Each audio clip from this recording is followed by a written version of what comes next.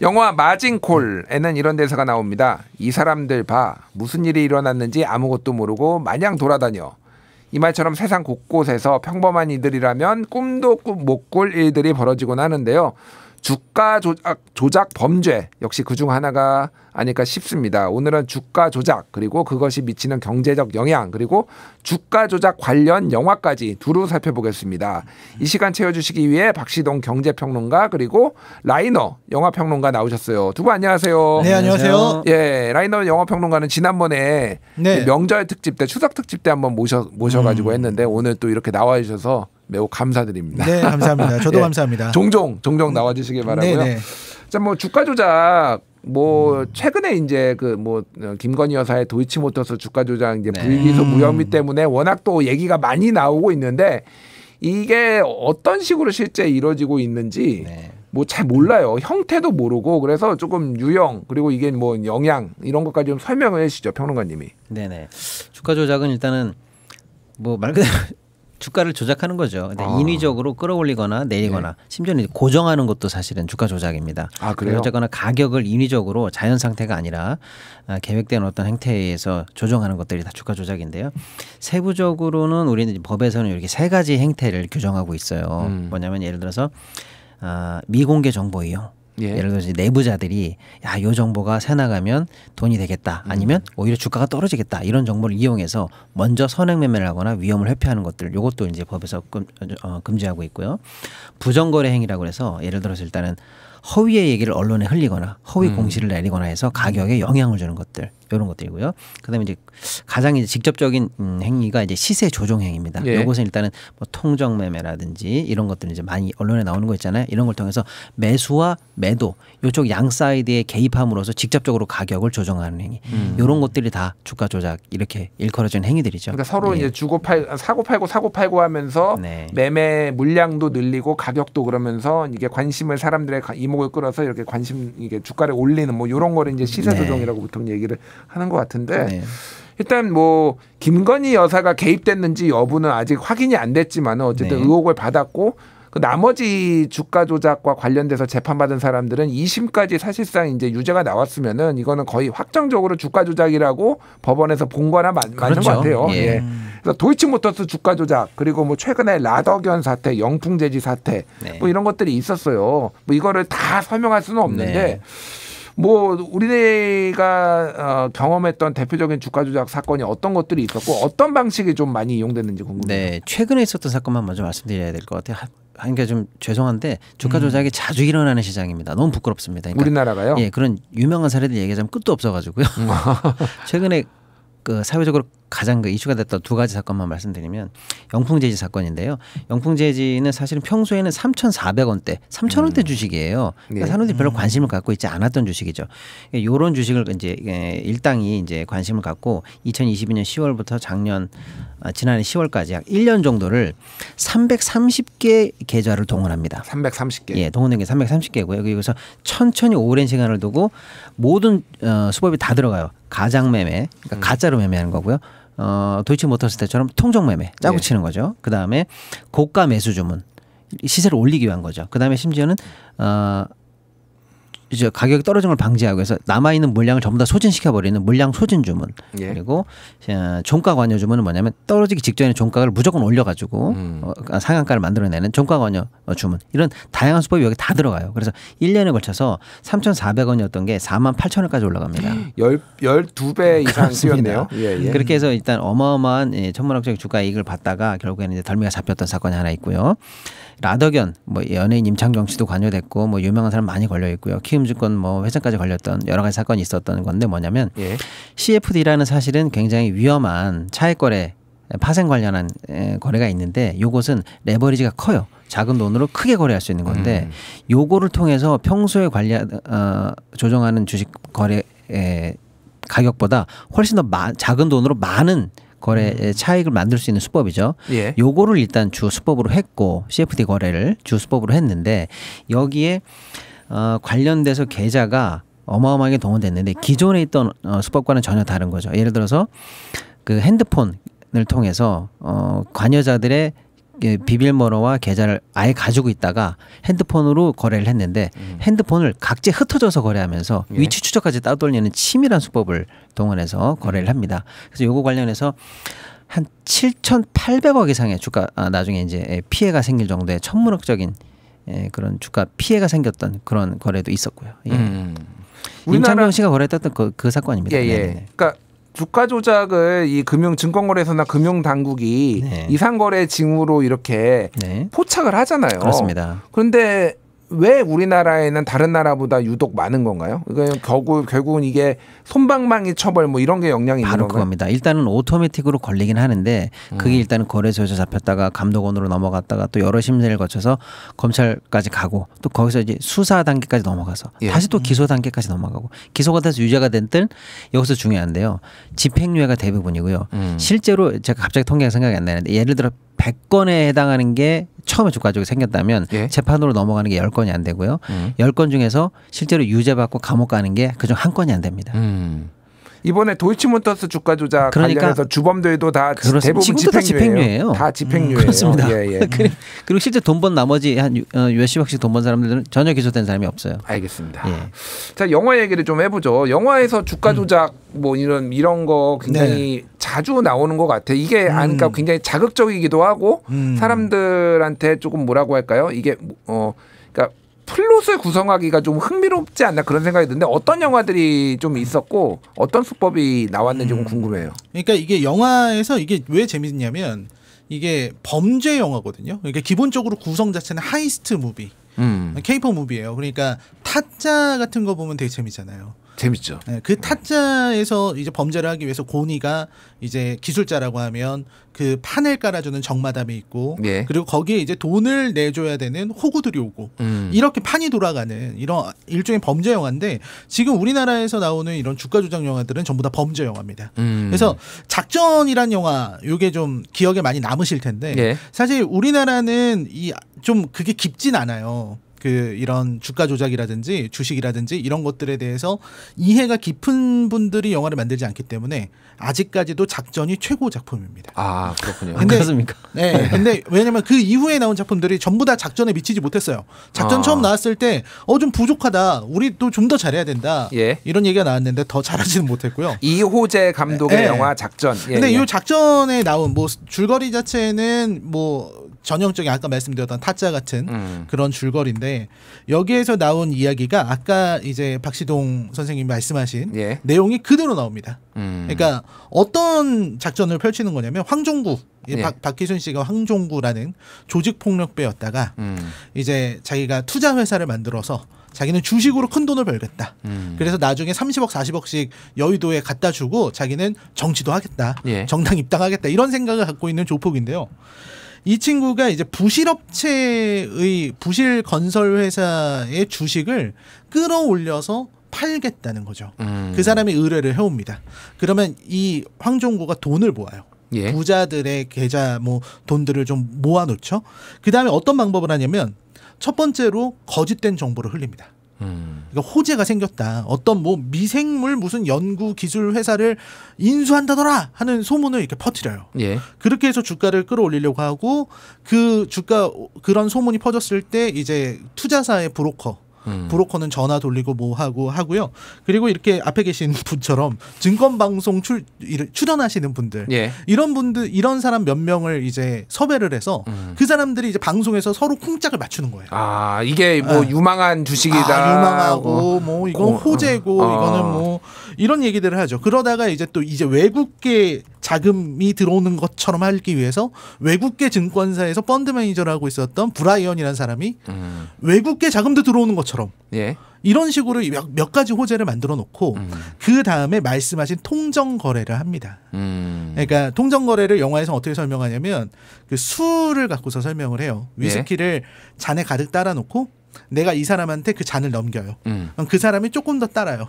그 다음에 넘겨서 이게 넘칠 때까지 따르는 거예요. 그리고 넘칠 때가 되면은 우리는 그거를 던지고 떠난다. 그러니까 개미들한테 전부 다 던지고 우리는 돈만 먹고 떠난다. 뭐 이런 작전을 그러니까 했던 거죠. 던진다라는 게 가지고 있는 물량은 다 매도하고 손 털고 나온다 이런 거죠. 현금화한다. 어느 순간 다 매도를 하겠다는 거죠. 그렇게 해서 이제 그 후로는 이제 걷잡을 수 없는 사태가 벌어질 텐데 그런 거를 하는 게 영화 작전이었습니다. 물론 영화기 때문에 이게 제대로 되지는 않죠. 어느 한 인물이 이제 모두의 배신을 하면서 모두를 배신하면서 자기 혼자 순식간에 매도하고 떠나면서 이제 이 떨어지는 주가를 누가 처리할 것이냐. 이걸로 이제 영화의 흐름은 가게 되죠. 그렇군요. 그 아까 전에 말씀하셨던 라더견 사태도 사실은 약간 비슷한 느낌이잖아요. 누군가가 먼저 매도를 하면서 뭐 많은 가치 주가 조작에 가담한 것으로 추정되는 사람들이 다 피해를 보는. 맞습니다. 아니 근데 그 라더견 말씀하셔서 그러는데 저는 사실 라더견 그 사태를 보면서 이 작전을 한 번 더 봤었거든요. 왜냐하면 그 라더견 대표가 하는 말이 영화 작전에서 나왔던 대사랑 거의 똑같아요. 아 뭐라고 했나요? 어떤 예를 들면은? 예를 들면은 이거는 뭐 그 주가를 조작하는 게 아니다. 이건 작전은 아니고 가치가 좀 저평가된 회사가 있으니까 그 회사들에게 힘을 좀 주자는 거지. 이런 식으로 영화에서 얘기하는데 라더견 대표가 똑같은 말을 해요. 인터뷰에서. 아 그렇군요. 그래서 그런 게 되게 많아요.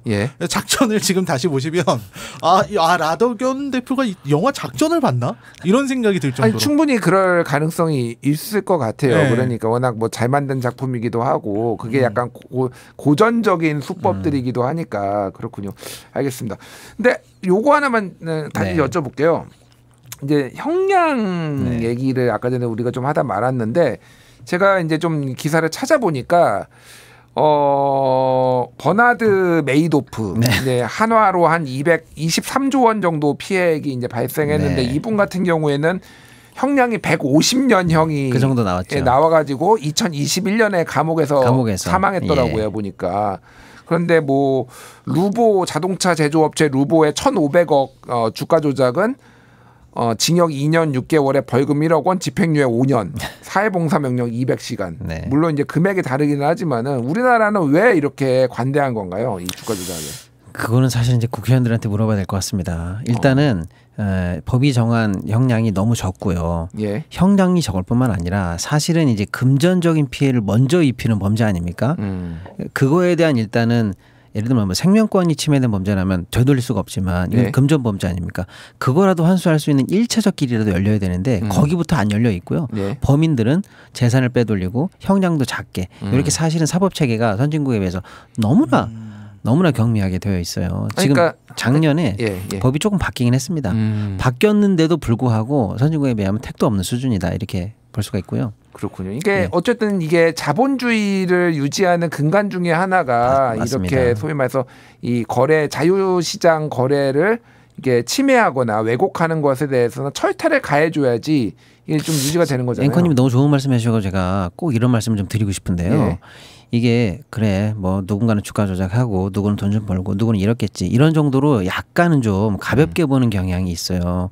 그런데 사실은 제가 서구 유럽이나 이런 데서 실제로 방문해서 거기 기관장들하고 얘기하면서 들은 얘기입니다. 이건 제가 들은 얘기이기 때문에 저만 아는 얘기예요. 뭐냐면 제가 요새 많이 하고 다닙니다. 그 동네에서 들은 얘기인데 그 나라에서는 주가 조작이 살인보다 나쁘다는 거예요. 살인보다 나쁘다? 왜냐 살인은 보통 우발적입니다.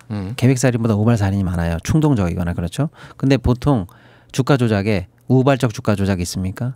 나 화나서 주가 조작했잖아. 나 충동적으로 주가 조작했어. 이런 거 있습니까? 없어요. 계획범죄죠. 100% 고의범이고 계획범입니다. 자, 두 번째 비난 가능성이 다르다는 거죠. 두 번째 살인 같은 경우는 피해자가 많아야 한둘입니다. 근데 주가 조작은요 수천 수만입니다. 거기에다가 그것 때문에 완전 가정이 풍비박산 나고 나중에 결국에는 극단적인 선택으로 생명이 무너지는 분도 계시고요. 자, 그다음에 살인은 개별적 피해자 한둘을 만들 뿐인데 아까 방금 앵커님 말씀하신 거 있잖아요. 주가 조작은 우리 공동체가 만들어 놓은 자본주의 시스템, 거래 시스템, 금융 시스템, 즉 우리 공동체와 체제 자체를 공격하는 범죄예요. 자, 그리고 이거를 만드는 이 범죄를 기획한 사람은 보통 다 기득권자이고 배운 사람들입니다. 어느 범죄가 더 나쁩니까? 이렇게 저한테 되묻더라고요. 그러니까 우리가 이 주가 조작 범죄에 관해서 살인보다 나쁘다는 정도로 아주 경각심을 갖고 극악무도한 범죄다 이렇게 생각하셔야 됩니다. 그렇군요. 그러니까요. 이거는 그러니까 그런 인식이 딸리다 보니까 형사 관련해서도 범죄 수위가 좀 낮은 거고요. 민사 관련해서도 내가 범죄 수익을 찾기 위해서는 그 범인들 찾아가지고 소송해야 되는데 하세월이고요. 소송 절차도 굉장히 어렵게 되어 있습니다. 미국 같은 경우 예를 들어서 국가가 나서서 소송 구제도 도와주고요. 민사적으로라도요, 최소한. 그리고 피해자로부터 징구한 제재금을 기금으로 만들어서 정 안 되면 그걸로라도 먼저 환수해주는 이런 다양한 제도가 있는데 예. 많은 부분에 우리가 참 미비하죠. 알겠습니다. 김준일의 뉴스공감 오늘의 공감 칼럼은 주가 조작 그리고 그와 관련된 영화 얘기를 하면서 박시동 평론가, 라이너 평론가 두 분 모시고 얘기 나누고 있었습니다. 이제 우리나라가 조금 너무 가볍게 여긴다. 외국에서는 굉장히 이거를 중대범죄, 왜냐하면 계획범죄기도 하고 한두 명이 아니라 굉장히 다수에게 영향을 미치고 그리고 자본주의 시스템 우리가 이게 지켜야 하고 기본적으로 지켜야 되는 이 룰을 파괴하는 것이기 때문에 굉장히 엄하게 처벌한다 이런 얘기를 했는데 자, 궁금한 거는 이제 영화 아까 전에 우리 라이너 평론가가 말씀하셨는데 이제 주가 조작하는 수법들 그리고 그런 뭐 대사들 뭐 이런 것도 네네. 굉장히 현실을 많이 반영하고 있다라고 했는데 어쨌든 처벌을 받는 주가 조작범도 영화에 있을 테고 뭐 아니 법망을 빠져나가는 사람도 있을 텐데 거기에서 영화에서는 어떻게 처벌받는지 적발되는지 좀 궁금해요. 일단 뭐 작전 같은 경우는 주인공이 승리하는 영화이기 때문에 네. 주인공은 별 문제가 없었지만 아까 말씀드렸던 그 황사장 황종구 네. 이 인물은 마지막에 체포가 되거든요. 근데 체포될 때 그런 식으로 얘기를 합니다. 나는 경제사범이다. 경제사범으로 처리해달라. 그러니까 경제사범이라는 게 마치 무슨 뭐 감옥에 가도 아무 문제가 안 생길 것처럼 그런 식으로 얘기를 하는 거예요. 근데 영화에서는 이제 그 사람이 이 우사장이라는 사람을 죽여서 그 예. 시신이 발견이 되거든요. 차 트렁크에서. 그러니까 살인이랑 이런 걸로 해서 형을 굉장히 많이 받는데 예. 만약에 그런 살인 행위가 없었다라면은 그 사람 말처럼 경제사범으로 들어갔더라면 좀 적지 않았을까 이런 생각이 좀 들죠. 징역 1년 반에 집행유예 뭐 3년 이렇게 해서 그런 사회봉사 200시간 이렇게 해서 나왔을 수도 있겠네요. 그러니까. 네, 저도 좀 그래서 좀 의문인데 왜냐면 한국 영화는 다 그런 식이거든요. 돈 같은 경우에 예. 영화 돈 같은 경우는 유지태 씨가 번호표라는 캐릭터로 나와요. 번호표. 예. 그러니까 주가 조작을 너무 잘해서 그 사람에게 이제 그 사람의 줄만 타면 큰 돈을 벌 수 있으니까 사람들이 다 번호표 끊고 기다린다고. 아 번호표 뽑고 기다려야 되는 번호표예요. 그래서 번호표인데 그 사람 그 유지태 같은 경우도 처음에는 뭔가 대단한 어떤 경제 범죄를 저지르는 것처럼 나와요. 그래서 뭐 스프레드 매매라든지 예. 뭐 프로그램 매매라든지 무차입 공매도 이런 것들이 나오거든요 영화에서. 예. 근데 그게 어떤 건지 설명이 잘 안 돼요. 그게 정확히 뭔지를 영화 만드시는 분들도 잘 이해를 못하니까 이제 어쨌든 무차입 공매도는 나쁜 거. 예. 그래서 그 사람이 이제 뭐 사라고 이게 주인공이 주식 브로커니까 뭐 1,300개만 사. 그럼 1,300개를 한 번에 사는 그런 식의 이제 좀 단순한 그런 범죄로 나오긴 하는데 그 사람도 사람을 죽입니다. 그러니까 돈 같은 경우도 어떤 특정한 주가를 확 떨어뜨려야 되는데 네. 그 주가를 떨어뜨리려면 어떻게 해야 되느냐? 공장에 불을 질러버리는 거죠. 혹은 뭐 사장을 이제 살인을 한다든지 네. 이런 식으로 해서 주가를 떨어뜨리는 식으로 해요. 그러니까 아마 그 사람도 강력범죄로 했을 거예요. 잡혔을 때 어떤 주식 매매로 잡혀 들어간 것 같진 않고. 근데 제가 좀 궁금한 거는 미국 같은 경우에 왜 더 울프 오브 월스트리트 그 작품을 보면 레오나르도 디카프리오 나오죠. 조던 벨포트가 이제 실존 인물인데 실제로도 감옥을 갔는데 지금 나와서 되게 잘 살더라고요. 아 그래요? 지금 책도 내고 강연도 하고 다니면서 되게 잘 살고 있습니다. 이거는 어떻게 된 것인지. 지금 어떻게 나왔는지 제가 잘 모르겠는데요. 근데 이제 그 평론가님 말씀 쭉 듣다 보고 아까 그 작전 얘기하시니까 실제로 왜 작전 영화가 그 조폭을 모티브로 했든지 제가 힌트를 좀 얻은 게 실제로 우리나라가 주가 조작의 놀이터였던 시절, 지금도 물론 그렇습니다만은 혐의를 많이 벗지는 못했습니다만 놀이터였던 시절이 있었어요. 그때 여기가 큰 돈 된다. 그리고 몇 명 그 선수만 놓고 팀워크만 잘 맞추면 일이 된다. 비밀만 안 새가면 된다. 이게 이제 이 수법이 퍼지면서 누가 많이 주가 조작 시장에 이것도 시장인지 모르겠습니다만은 들어왔는지 아세요? 조폭들이 들어왔습니다. 그래서 조폭들이 들어왔어요. 이거 혹시 그 작전이 언제쯤 나온 영화인가요? 이게 2012년인가요? 그렇죠? 예, 그럼 그 직전입니다. 그러니까 한 2000년대 초반부터 그때까지 실제로 유수한 주가 조작 사건들을 일으켰던 케이스나 그 뒷배경에 강남 조폭들이 많아요. 그래서 그 중에서 지금 아직 신분을 세탁하고 몇몇 회사에 현재 임원이나 쫀주를 활약하는 사람도 있습니다. 근데 그런 수법이 가능했던 이유는 첫째 이제 팀워크가 맞아야 되는데 그 무력을 행사하면서 필요할 때는 무력까지 일사불란하게 할 수 있는 팀워크를 사람들 유지시킬 수가 있었고요. 그다음에 저 회사를 어떻게 하려고 할 때 마지막에 계약이나 합법적인 설득이 안 들어갈 때 아까 얘기한 것처럼 뭐 떨어뜨려야 되는 때 이럴 때 사실은 조폭들이 완력을 행사하면서 도장을 찍게 한다든지 뭐 매매 계약에 사인하게 한다든지 뭐 이런 수법들이 실제로 가능했습니다. 굉장히 야만적이네요. 예, 그런 시절이 있었습니다 우리나라에. 그러니까 이게 조폭들이 아파트 이제 그 재개발 지역 재개발했을 때 이제 그 이제 뭐라고 해야 되나 그 비대위가 아니라 뭐가 설치되잖아요.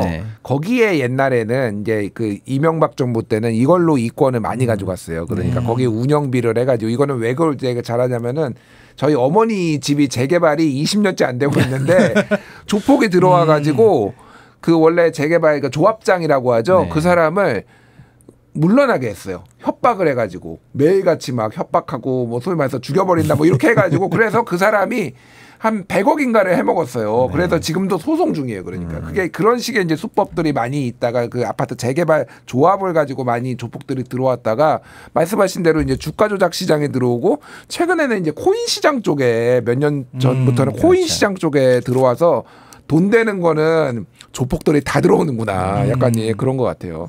그 저기 이제 작전이라는 영화는 2009년 영화인 것 같습니다. 자 이제 주가 조작 뭐 얘기를 좀 더 해보면은 이 피해 구제를 받을 수가 있나요? 일단은 피해자가 우리나라는 직접적으로 가해자를 찾아내서 거기서부터 일단은 그 사람들의 책임 자산을 놓고 그 다음에 이제 피해 구제에 들어가야 되는데 대부분은 다 어떻게 됐을까요? 예, 책임 자산이 없죠. 다 빼돌려 있습니다. 그래서 사실은 소송 과정도 어렵지만 소송을 해서도 피해 구제를 받기가 어려워요. 그러면 원금만 날렸다 이렇게 생각하실 수도 있는데 상황이 그렇게 녹록치가 않은 게 뭐냐면요.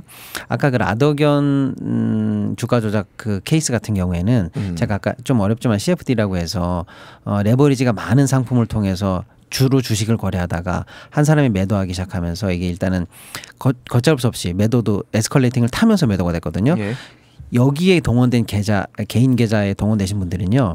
예를 들어서 자기가 원금을 1억이든 10억이든 넣어놨잖아요. 거기에서 몇 배 해당하는 레버리지 거래가 됐거든요. 근데 이제 이게 반대로 주가가 내려가기 시작했죠. 그러니까 소위 말하는 마진콜을 당하면서 이미 날린 원금뿐만 아니라 원금이 다 날렸는데도 추후에 다시 메꿔야 되는 증권사가 먼저 메꾸거든요. 이렇게 계좌가 빵꾸가 났을 때 깡통이 된다고 하잖아요. 그러니까 이분들이 실제로 이분들을 주가 조작에 동원했던 가해자들은 책임자는 다 빼돌려서 돈이 없는데 이분들은 원금만 날린 게 아니라 나중에는 깡통 계좌 더하기 증거금 곱하기 몇 배에 해당하는 거래 차익을 다시 물어내야 되는 어마어마하게 신용 불량 상태로 매몰리는 이런 정도 피해까지 사실은 확산되고 있는 게 이게 문제입니다. 그러니까 거액의 빚이 생기는 거예요. 원금 날린 것뿐만 아니라 몇십억 몇 억을 갚아야 되는 상황까지 놀려 있는 개인 투자자들이 엄청 많습니다. 그렇군요. 그러니까 그래서 이제 사실은 아까 말씀드린 것처럼 미국 같은 선진국은 이거 그 가해자들로부터 직접 배상 받는 것뿐만 아니라 거기서부터 받은 여러 가지 이제 진구한 제재금을 놓고 이게 공적으로도 좀 도와줘야 되는 거 아니냐. 그래서 그런 제도들이 나오는 거죠. 그렇군요. 알겠습니다. 최근에 이제 주가 조작 사태, 라더견 특히 이제 요 주가 조작 사태 이후로 현행법을 조금 고치자 이런 움직임이 있어요. 주가 조작범 최대 10년간 신규 거래 금지, 과징금 2배, 부당이득 산정 방식 법제화, 내부자 거래 사전 공시 의무화 뭐 이런 거가 지금 얘기가 나오고 있는데 이런 거는 실효가 있나요? 네네, 당연히 있는데 그 하나하나 통과하는 데도 사실은 굉장히 진통이 많았습니다. 예를 들어서 방금 그 과징금 2배 요것도 우리가 생각할 땐 당연한 것처럼 보이잖아요. 이것도 진통이 얼마나 많았는지 아세요? 그래서 몇 번 회기에서 물러나고 해서 라더견 사태 때문에 사회적 여론이 가장 드셀 때 그때 겨우 통과된 거예요. 근데 예를 들면 이런 거죠. 반대하는 사람의 논리가 금전적 제재가 과도하다. 과잉금지 원칙에 위배된다. 뭐 이런 얘기도 많고요. 심지어는 이때 한 10배 때려야 되는 거 아니에요? 그러니까요. 심지어는 2배의 그 근거가 뭐하다. 이런 얘기부터 시작해서 사실은 법안 심의에 들어가면은 우리가 생각했던 것보다 이게 통과가 쉽지 않습니다. 그러니까 그냥 주가 조작으로 얻은 이익에 대해서는 다 몰수해야 되는 거 아니에요? 저는 그런 생각이 드는데 이건 기본적으로 범죄 수익이잖아요. 네. 범죄 수익은 원래 몰수하는 거 아닌가요? 그러니까요. 저도 그랬으면 좋겠고. 당연한데 이제 전문적으로 들어가 보면 어디서부터 어디까지가 부당이득이냐 이거 선정하기 굉장히 어려워요. 그래서 이때 이 과징금 2배로 하려고 검토됐던 여러 가지 시나리오 중에 그런 것도 있었어요. 야 산정이 그렇게 어려우면 그냥 최대 50억으로 해버려. 그게 안 된다는 건 네가 입증해봐. 뭐 이런 다양한 맞는 얘기 아닐까요? 최대치를 올려놓고 그게 안 된다는 거를 가해자가 여기까지는 진짜 거래고 여기까지 네가 입증해봐. 뭐 이런 식의 얘기까지도 논의가 됐었는데 다 안 됐습니다. 그러니까 뭐 다른 얘기인데 김건희 여사 같은 경우에는 현재는 검찰이 무혐의 불기소를 했는데 결과적으로 보면은 김건희, 최은순 두 사람의 계좌에는 남들이 주가 조작을 해서 모르겠고 결과적으로 보면 23억 원이 남았잖아요. 만약에 이게 이분들이 만약에 뭐 나중에 뭐 특검을 가든 기소가 돼서 그러면 이게 범죄 수익이 되는 거잖아요. 그러니까요. 그럼 이거는 환수해야 되는 거 아닌가요? 아니 지금은 안 될 텐데 예. 지금 또 검찰이 논리를 살짝 바꿨더라고요. 그러니까 그 수익으로 인해서 부당이득이 생긴 게 23억이라고 얘기 안 하고요. 오늘 보니까 기사가 원래 자연 증가분과 범죄에 연루돼서 자기도 모르게 쌓였던 것과 지금 섞여서 분간할 수 없다. 오늘 논리가 또 바뀌었어요. 아 분간할 수 없다. 추산이 어렵다. 네네네. 그렇군요. 네. 근데 어쨌거나 방금 앵커님 말씀하신 것처럼 지금 이제 핵심적인 논리는 주가 조작에 이용당했을 뿐이고 23억은 어쩌다 보니까 생긴 이득 이런 얘기하는 거 아닙니까? 네. 법적인 얘기는 차치하더라도 검찰이 기소를 안 하고 수사를 안 하니까요. 네. 차치하더라도 도덕적으로라도 말이 안 되는 겁니다. 네. 내 계좌가 주가 조작에 이용당했는데 눈 떠보니까 23억이 남아있다. 이거는 누군가의 아까 얘기한 수많은 피해자들로부터 사실은 응집된 그분들의 이익이 여기 쌓인 거거든요. 네. 내가 한 게 없잖아요. 적어도 이용당했다면서요. 그러면 적어도 도의적으로 이 부분에 대해서 사회적 환수든 뭐든 환수를 해야 되는 게 정상이지. 1임 매매를 1임 했다고 했죠. 그렇죠. 왠지는 모르겠으나 23억 원이 남았죠. 어쨌든. 예. 어쨌거나 네. 범죄 피해를 당했는데 23억은 나에게 귀속된다. 말이 안 되는 얘기거든요. 예, 도덕적으로라도 말이 안 되는 얘기입니다. 그렇군요. 알겠습니다. 라이너 평론가 뭐 하실 말씀 마지막으로. 저는 궁금한 게 주가 조작범이 최대 10년간 신규 거래가 금지된다 그러는데. 예. 왜 10년일까요? 그럼 평생 못하게 해야 되는 거 아닌가요? 그러니까 예를 들면 음주운전을 해서 면허가 취소됐는데 평생 운전을 못하게 해야 됐냐? 이건 너무 과잉으로 좀 금지하는 거 아니냐? 예를 들면은 뭐 피선거권도 그렇죠. 5년 정도 있는데 이거를 한 번 걸리면은 뭐 선거법으로 걸리면 평생 출마 못하게 해야 되는 거냐 뭐 이런 것들이 있을 것 같아요. 근데 말씀하신 대로 주가 조작법은 좀 과하게 봐야 되는 게 아닌가. 이건 그러니까 자본주의 시스템을 좀 근본에서 해치는 거라서. 근데 이분들이 본인이 안 하고 또 남 시켜요. 그러면 이제 찾아가지고 어떻게 해서든 찾아냅니다. 그 명태균 씨 같은 경우에도 미래한국연구소라는 거를 본인이 직접 운영한 게 아닌데 왜냐면 거기가 계속 선거법 위반으로 선관위한테 고발을 당하는데 고발에 당하면은 그거를 못하게 여조를 못하게 여론조사를 못하게 돼 있거든요. 추정인데 그래서 본인이 안 하고 이제 지인들을 시켜가지고 이렇게 하지만은 본인이 다 업무 지시는 하고 뒤에서 뭐 이런 식으로 이제 이루어질 가능성도 있는 것 같습니다. 참. 네. 어쨌든 우리나라가 좀 엄벌에 처해야 된다라는 거는 좀 공감대가 있는 것 같고 저도 누가 내 계좌 좀 거래해서 한 1억만 남겨주면 좋겠다 나는 1인 매매 했는데 뭐 이 생각을 하게 됩니다. 개인적으로 그냥 부러워서 갑자기 돈이 생기는 거잖아요. 네, 갑자기 내 계좌에 1억 정도만 남았으면 좋겠다라는 말씀을 드리면서 오늘 방송 마치도록 하겠습니다. 라이너 평론가 박시동 평론가였습니다. 두 분 감사합니다. 네, 감사합니다.